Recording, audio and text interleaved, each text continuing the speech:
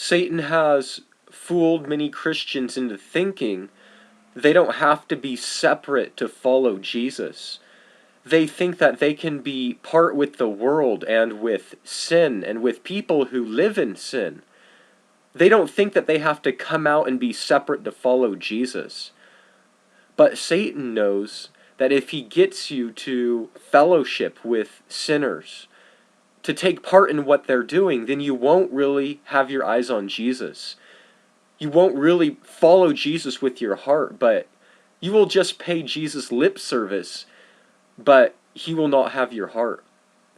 So many Christians are paying the Lord lip service, but they have not separated themselves from this world.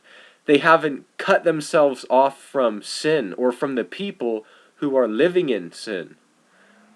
If you're not willing to be severed from the world for the namesake of Jesus, then you're not ready to be a disciple of Jesus.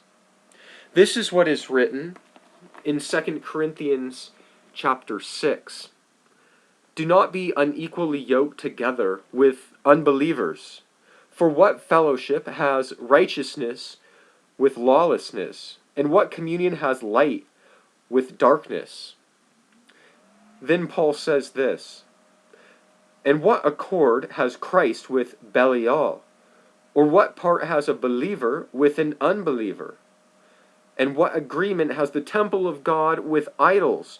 For you are the temple of the living God, as God has said, I will dwell in them, and will walk among them.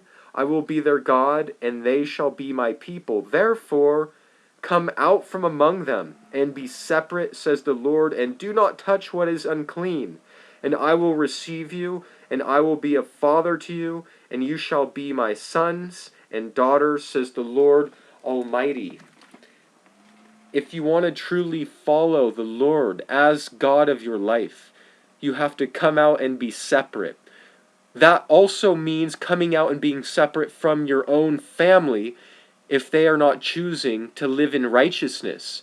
If they are a Christian who is going to church or religious but are not following Jesus in righteousness, if they are sinning, then you need to break yourself off from them to follow Jesus in righteousness.